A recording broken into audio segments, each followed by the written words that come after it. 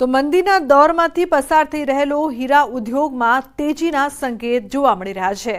વીંટી, મંગળસૂત્ર અને બુટ્ટીમાં ઉપયોગમાં લેવામાં આવતા -2 સાઇઝના હીરાની ડિમાન્ડમાં વધારો થયો છે। -2 સાઇઝના હીરાની ડિમાન્ડ દેશ વિદેશમાં જોવા મળી રહી છે, જેના કારણે આ પ્રકારના હીરાના કેરેટના ભાવમાં છેલ્લા 15 દિવસમાં જ સરેરાશ 10% વધારો થયો છે। -2 સાઇઝના કેરેટ હીરાનો ભાવ દિવાળી પહેલા 19 થી 35,000 રૂપિયા સુધીનો હતો, જે હાલ 22 થી 38,000 રૂપિયા થઈ ગયો છે। ડાયમંડ માર્કેટ ધીરે ધીરે સ્ટેબલ થતી જાય છે। નવી ડિમાન્ડો નીકળતી થઈ છે। એમાં ખાસ કરીને -2 માર્કેટનું અત્યારે સારી મૂવમેન્ટ છે, પણ એમાં માલની શોર્ટેજ હોવાથી વેપારીઓને પૂરતા પ્રમાણમાં માલ મળતો નથી। પણ અત્યારે જાજી મેન્યુફેક્ચર કંપનીઓએ પતલો માલ ચડાવ્યો હોવાથી નજીકના સમયમાં એટલે 10-15 દિવસની અંદર નવો માલ માર્કેટમાં આવવાની પૂરી શક્યતાઓ છે। ડાયમંડ ઉદ્યોગ છેલ્લા 2 વર્ષથી જે મંદીના માહોલમાં હતો, અત્યારે એવું આંતરરાષ્ટ્રીય માર્કેટમાં તેજી થોડુંક લેવાલી આવી હોય એવું લાગે છે।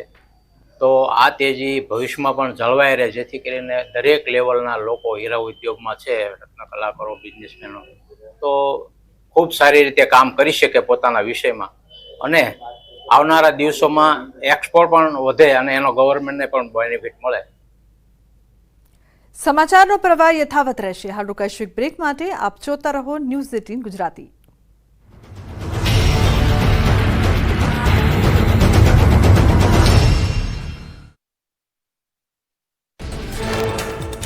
દ્વારકાના ભીડભંજન ભવાનીશ્વર મહાદેવ મંદિરમાંથી શિવલિંગ ગાયબ। શિવરાત્રી પહેલા જ શિવાલયમાંથી શિવલિંગ ગાયબ થતા ભક્તોમાં નારાજગી।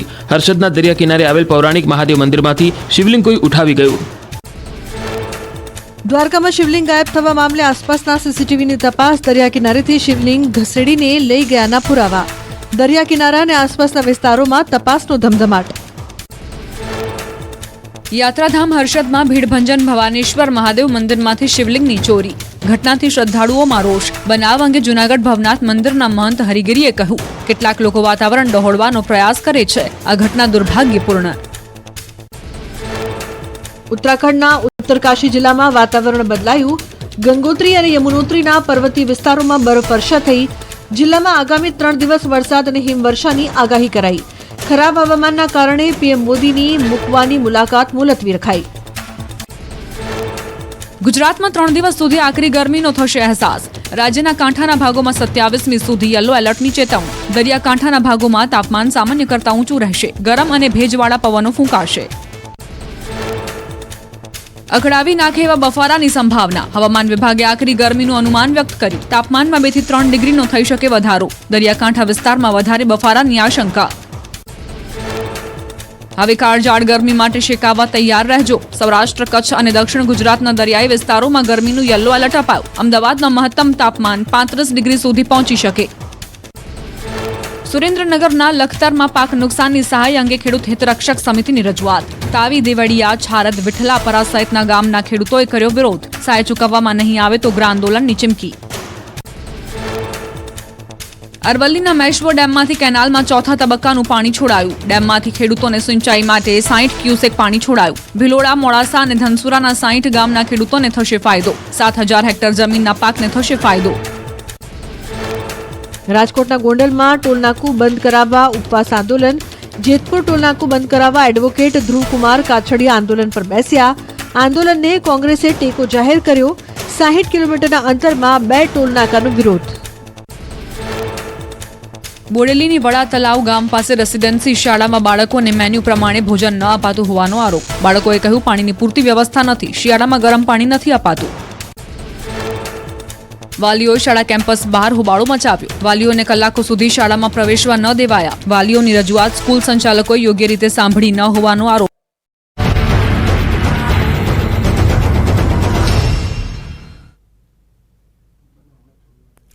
Welcome back. આગળ મહત્વપૂર્ણ સમાચારની જો વાત કરીએ તો ભેળસેળિયા વેપારીઓ ચેતી જજો, ફૂડ એન્ડ ડ્રગ્સ વિભાગની કાર્યવાહી। ડીસા, પાલનપુરમાં પાડ્યા દરોડા। શ્રી નવકાર ડેરી પ્રોડક્ટ્સમાં દરોડા પાડ્યા। 4,000 કિલો ઘીનો જથ્થો સીલ કરાયો છે। અંદાજે 17 લાખથી વધુનો મુદ્દામાલ જપ્ત કરવામાં આવ્યો છે। તો ઘીના ભેળસેળિયા વેપારી પર ત્રાટકતું ખોરાક અને ઔષધ નિયમન તંત્ર શ્રી નવકાર ડેરી પ્રોડક્ટ્સ ડીસા પાલનપુર ખાતેથી તંત્ર દ્વારા કરવામાં આવેલી દરોડાની કામગીરીના સ્થળ પરથી કુલ 11 નમૂના લેવામાં આવ્યા છે. બાકીનો આશરે 4000 કિલોગ્રામથી વધુનો જથ્થો કે જેની કિંમત ₹17.50 લાખ થાય છે તે જાહેર જનતાની સલામતી માટે જપ્ત કરવામાં આવ્યો છે. આ ખાદ્ય પદાર્થો પ્રાથમિક દ્રષ્ટિએ શંકાસ્પદ હોય તેમનો પૃથ્થકરણ અહેવાલ આવ્યા બાદ નિયમ અનુસાર આગળની કાયદેસરની કાર્યવાહી કરવામાં આવશે. અને ગઈકાલ રાત્રે આ ઘીમાં ભેળસેળ કરતા હતા એ પકડી પાડ્યું છે. આ બનાવટી ભેળસેળવાળું ઘી કે જેની અંદર વેજીટેબલ તથા સોયાબીનનું ઓઇલ નાખતા હતા અને આ ઘી શુદ્ધ ગાયના ઘીના નામે મોટા પ્રમાણમાં રાજસ્થાનમાં વેચતા હતા અને મૂળ ઓપરેન્ડી રાતના ફેક્ટરી ચલાવતા હતા અને દિવસના બંધ રાખતા હતા.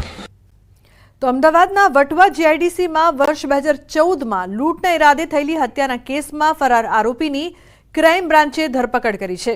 વર્ષ 2014માં આરોપી અન્ય 6 સાગરીતો સાથે મળીને કેમિકલ ઇન્ડસ્ટ્રીઝમાં ચોરી કરવા ગયો હતો.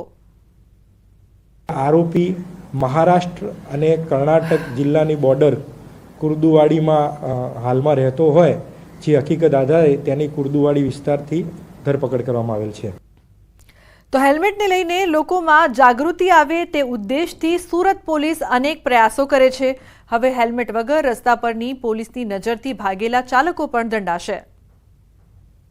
અમારો ઉદ્દેશ એ છે કે ઓછામાં ઓછા અકસ્માત થાય અને જે સામાન્ય રીતે બાઇક પર ચલાવવાથી કોઈ પડી જાય અથવા તો એક્સિડન્ટ થાય અને ગંભીર ઈજાઓ થાય છે, પ્રાણઘાતક અકસ્માતો થાય છે, એ ઘટે નહીં. કે અમારો ઉદ્દેશ કે એમને ઈ ચલાણ આપીને દંડાત્મક કાર્યવાહી થાય, પણ જો એ લોકો હેલ્મેટ પહેરશે તો ચોક્કસપણે આપણે અકસ્માત મોતમાં તેમજ ગંભીર ગુનાઓ જેવા અકસ્માત થાય છે એમાં ઘટાડો કરી શકશું. તો ગુરુવારથી ધોરણ 10 અને 12ની બોર્ડની પરીક્ષાઓનો પ્રારંભ થઈ રહ્યો છે ત્યારે સુરતમાં તંત્ર દ્વારા તમામ તૈયારીઓને આખરી ઓપ અપાયો. પોલીસ તરફથી બી ઘણી બધી વ્યવસ્થાઓ કરવામાં આવેલી છે. કંઈ તમે ટ્રાફિકમાં ફસાવો નહીં જોઈએ. તમે જ્યાં ફસાશો ત્યાં ટ્રાફિકના અમારી જોઈએ મદદ માટે અમારી ગાડીઓ રહેવાની છે. તમે લઈને મૂકી આવશો તમારા સેન્ટર તક જોઈએ. તમે ખૂબ સારી મહેનતનું પરિણામ લાવો. બાકી તમારા પેરેન્ટ્સ અને પોલીસ બધા તમારા સાથે જોઈએ. તમારા આ સારા કાર્યોમાં અમે લોકો સહભાગી છીએ. રાજ્યના શિક્ષણ મંત્રી કુબેર ડિંડોરે આવતીકાલથી શરૂ થતી બોર્ડની પરીક્ષાને લઈને વિદ્યાર્થીઓને શુભકામના પાઠવી બોર્ડની પરીક્ષાને લઈને તમામ તૈયારીઓ સરકાર દ્વારા પૂર્ણ કરી દેવાઈ. મિત્રો, આપ સૌ ખૂબ ખૂબ સફળતા પ્રાપ્ત કરો અને આપની શાળા, સમાજ અને રાષ્ટ્રનું નામ રોશન કરો એવી હું હૃદયપૂર્વકની શુભેચ્છા પાઠવું છું. આપ સૌ નવા ભારતનું નિર્માણ કરવામાં સક્રિય ભૂમિકા ભજવશો એવી શ્રદ્ધા રાખું છું. સૌને મારા પુનઃ નમસ્કાર, શુભકામનાઓ. તો આવતીકાલથી ધોરણ 10 અને ધોરણ 12ની બોર્ડની પરીક્ષા છે. અમદાવાદ ગ્રામ્ય જિલ્લા શિક્ષણ અધિકારીએ પરીક્ષા કેન્દ્રોની લીધી મુલાકાત. અત્યારે જ્યારે અંતિમ તબક્કાની તૈયારી ચાલી રહી છે ત્યારે અમે પણ જાતે જે તે પરીક્ષા સ્થળોની અમારા ઝોનની મુલાકાત લીધેલી છે. ખાસ કરીને સીસીટીવી કેમેરા તેમજ વિદ્યાર્થીઓની બેઠક વ્યવસ્થા, પાણીનો પુરવઠો આ બધું જ યોગ્ય છે કે કેમ તે અમે અહીંયા ચકાસ્યું છે અને મહદઅંશે તમામે કેન્દ્રો ઉપર આ બધી જ બાબતો યોગ્ય જણાઈ આવી છે. સમાચારમાં આગળ વાત કરીશું હર હર